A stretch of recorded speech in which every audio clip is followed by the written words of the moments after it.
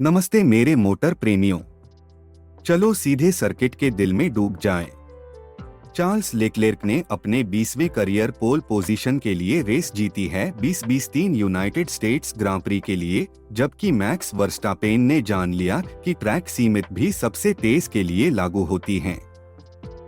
सबसे तेज समय बनाने के बावजूद वर्स्टापेन को टर्न 19 में अतिक्रमण के लिए दंडित किया गया, जिससे उसे ग्रिड पर छठे स्थान पर धकेल दिया गया। इसी बीच लैंडो नॉरिस ने एक प्रभावशाली कमबैक के साथ दूसरे स्थान पर समाप्त किया और लुइस हैमिल्टन तीसरे स्थान पर तेजी से बढ़े। एक एक्शन पैक्ड क्वालिफाइंग सत्र, क्या आप सहमत हैं? नमस्ते सभी, यह आपका मेजबान है एंजो, सबसे रोमांचकर्मी फॉर्मूला 1 समाचार के लिए आपका पिट स्टॉप। और मैं विलियम टर्नर हूं, यहाँ कमेंटेटर के बॉक्स से कुछ दृष्टिकोण जोड़ने के लिए। आप F1 के लिए जज्बा सुन रहे हैं। याद रखें, सब्सक्राइब करें और नोटिफिकेशन बेल को दबाएं ताकि आप अपडेट रहें। चलो पूरी गति से आगे बढ़े।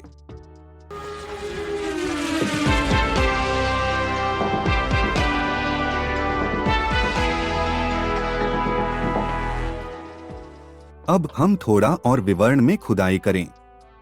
चार्ल्स लेक्लेर्क, जिन्होंने 20-21वें संघर्ष पद के लिए अपनी करियर की पोल पोजीशन सुरक्षित की है, सचमुच अपनी क्षमता दिखाई। वहीं मैक्स वर्स्टापेन को कठिन तरीके से पता चला कि ट्रैक सीमाओं कितना महत्वपूर्ण होते हैं। उनका सबसे तेज समय 1 मिनट 34.7 सेकंड को टर्न 29 पर ट्रैक सीमाओं को पार करने के कारण अमान्य ठहराया गया। बदनसीबी क्या नहीं? बिल्कुल, विशेषकर जब आप समय के खिलाफ दौड़ रहे होते हैं तो गलती के लिए कोई जगह नहीं होती। वर्स्टापेन निश्चित रूप से उस लापरवाही के लिए खुद को दंडित करेगा। हाँ, उसे ग्रिड के छठे स्थान से आगे बढ़ना होगा। लेक्लेर्क के पीछे लैंडो नॉरिस ने एक प्रभावशाली प्रदर्शन किया और दूसरी जगह सुरक्षित की। विशेष रूप से उनके कठिन क्वालिफाइंग के बाद यह एक प्रशंसनीय उपलब्धि है। और अपने सर्वश्रेष्ठ प्रयासों के बावजूद लुइस हैमिल्टन ने शीर्ष 2 में प्रवेश नहीं कर सके। यह भी ध्यान देने योग्य है कि हैमिल्टन की कार W14 नई फ्लोर के साथ थी। उनके लिए पोल के लिए अच्छा दिख रहा था, लेकिन यह बस उनका दिन नहीं था।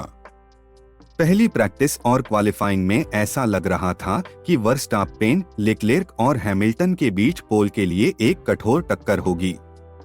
लेकिन जैसा हम जानते हैं, वर्स्टापेन असफल रहे। उन्होंने अपनी गलती को 19वें टर्न में स्वीकार किया, कहते हुए कि उन्होंने सीमा को धक्का देने की कोशिश की थी। सीमा को धक्का देने की कोशिश करना वास्तव में, लेकिन जैसा कि वर्स्टापेन ने स्वयं स्वीकार किया, वे सूक्ष्म सीमाओं के लिए आपको महंगा पड़ सकते हैं। यह कोने को अधिकतम करने और ट्रैक सीमाओं के अंदर रहने के बीच एक संतुलन है। हालांकि उन्हें ऐसा लगता है कि वे इसे आसानी से संभाल रहे हैं और रविवार को एक और रोमांचक रेस की आशा कर रहे हैं। लेक्लेर्क के बारे में बात करें, उन्होंने अपनी टीम की प्रदर्शन से संतुष्टि व्यक्त की, FP1 सत्र के महत्व को जोर देते हुए। कुछ गलतियों के बावजूद उन्होंने पोल तक पहुंच गए। काफी महत्वपूर्ण उपलब्धि, क्या आप सहमत हैं? बिल्कुल सही। मजबूत आधार और अच्छी तैयार की गई कार में अंतर कर सकते हैं। अपनी प्रदर्शन से खुश होना एक बात है, लेकिन पोल सुरक्षित करना उनके प्रयासों का स्पष्ट साक्ष्य है। लैंडो नॉरिस, जो दूसरे स्थान पर समाप्त हुए, खुश थे क्योंकि मैक्लारेन को रेड बुल, फेरारी और मर्सिडीज की तरह रखने में संघर्ष करना पड़ रहा था। नॉरिस को मान्यता है कि उनमें पोल लेने की क्षमता थी। उन्होंने स्वीकार किया कि उन्होंने और चार्ल्स ने कुछ गलतियां की थीं, लेकिन फिर भी वे खुश हैं। ऐसी खेल प्रेरणा देखना सराहनीय है। अपनी गलतियों को स्वीकार करना और फिर भी परिणाम से संतुष्ट रहना, यह एक सच्चे खिलाड़ी की पहचान है। बिल्कुल सही। और फिर हमारे पास लुइस हैमिल्टन हैं। वह राज्यों के बड़े प्रशंसक हैं और इस सर्किट को वह एक महान लेआउट के रूप में मानते हैं। जिसे सिल्वरस्टोन के समान माना जा सकता है। चुनौतियों के बावजूद हैमिल्टन ने अपनी टीम को धन्यवाद दिया है उनकी कार को सुधारने के लिए। उन्हें अभी भी लगता है कि कुछ जमीन बाकी है, लेकिन एक दृढ़ टीम के साथ सुधार का हमेशा मौका होता है। यही उत्साह है। आपकी पिछली रेस की तुलना में आप उत्कृष्ट हैं और हमेशा अगली रेस में बेहतर करने का अवसर होता है। क्वालिफाइंग सत्र में हमारे शीर्ष 3 खिलाड़ियों के बीच युद्ध फिर से शुरू हुआ।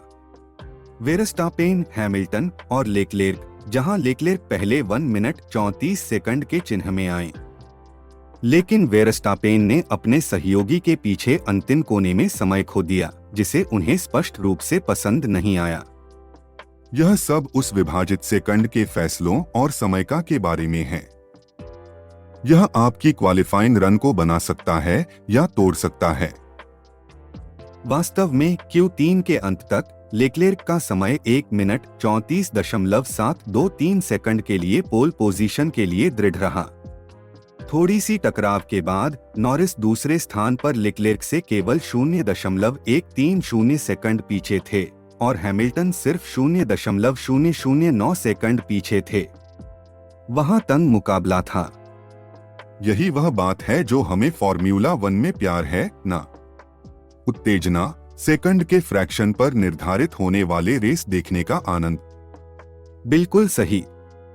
और हालांकि क्वालिफाइंग में उछाल दौड़ थी, लेकिन सुधार की आशा हमेशा होती है और आगे एक रोमांचक रेस की संभावना होती है। फॉर्मूला 1 की खूबसूरती यह है कि यह तब तक समाप्त नहीं होती है जब तक चेकर्ड झंडा नहीं हिलाया जाता है। और इसमें सहमत होने के बारे में और क्या कहें। अब जब हम बाकी पैक की ओर आगे बढ़ते हैं, वेरस्टापेन, जो ग्रिड के 6ठे स्थान से शुरू होने के बावजूद अपने 50वें फॉर्मूला 1 जीत को हासिल करने के लिए अपने जीवन के सर्वोत्तम प्रदर्शन करने के लिए मेहनत करनी होगी। यह एक महत्वपूर्ण उपलब्धि है। क्या आप सहमत हैं? बिल्कुल सही। इस उच्चतम प्रतिस्पर्धात्मक खेल में 50 जीतें हासिल करना कोई छोटी बात नहीं है। यह निश्चित रूप से रविवार के रेस को और भी आकर्षक बनाएगा। वास्तव में अब अल्पाइन को कुछ संतोष मिल सकता है क्योंकि उनके दोनों ड्राइवर पियर गास्ली और एस्टेबन ओकॉन ने प्राप्त किया है 7वें और 8वें स्थान को अलग अलग तरीके से सुरक्षित कर लिया है। इसी बीच सर्जियो पेरेज और ओस्कर पिएस्ट्री ने शीर्ष 10 में समाप्त किया। अल्पाइन द्वारा यह एक प्रशंसनीय प्रदर्शन है। उनके दोनों ड्राइवर शीर्ष 10 में होना उनकी सततता और प्रतिस्पर्धात्मक भावना को दर्शाता है। जब हम Q2 की ओर देखते हैं तो यह काफी संघर्षपूर्ण था। नॉरिस को अपने पहले दौर को ट्रैक सीमाओं को पार करने के लिए हटा दिया गया था। फिर से हम देखते हैं कि ट्रैक सीमाओं के भीतर रहना कितना महत्वपूर्ण है। हर कोने का महत्व होता है, हर एक सेकंड की गिनती करती है। यही तंग सीमाएं हैं जो एक रेस को बना सकती है या तोड़ सकती हैं। क्वालिफायर 2 में वेरस्टापेन, लेक्लेर्क और हैमिल्टन शीर्ष प्रदर्शन करता थे। लेक्लेर्क ने सबसे तेज समय हासिल किया, जबकि वेरस्टापेन उनके पीछे करीबी थे। हालांकि हैमिल्टन थोड़ा धीमे थे। यह दिखाता है कि हर सत्र मायने रखता है और प्रत्येक दौर अप्रत्याशित परिणाम ला सकता है। अच्छा मेरे प्यारे श्रोतागण, क्या यह अद्भुत नहीं है कि फॉर्मूला 1 की दुनिया में ये सभी घटनाएं विकसित होती हैं? प्रतिस्पर्धा, एड्रेनालिन, पूर्ण उत्तेजना। आपके विचार क्या हैं? क्या आप भी हमारे तरह इन रोमांचकारी अपडेट का आनंद ले रहे हैं? यदि आप सामग्री पसंद कर रहे हैं तो कृपया उस लाइक बटन पर क्लिक करें और हमारे पॉडकास्ट में संचालन के लिए हमेशा की तरह आपका धन्यवाद।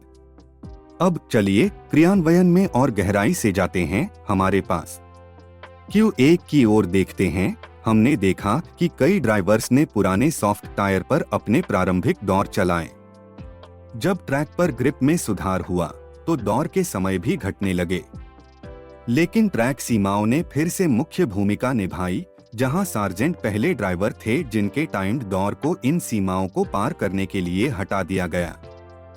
ड्राइवरों के लिए यह निरंतर चुनौती है कि वे कार और ट्रैक की स्थितियों से सबसे अधिक निकालें, लेकिन वे नियमों के अंदर ही ऐसा करना होगा। बेशक सार्जेंट अपनी गलती पर पछताएगा।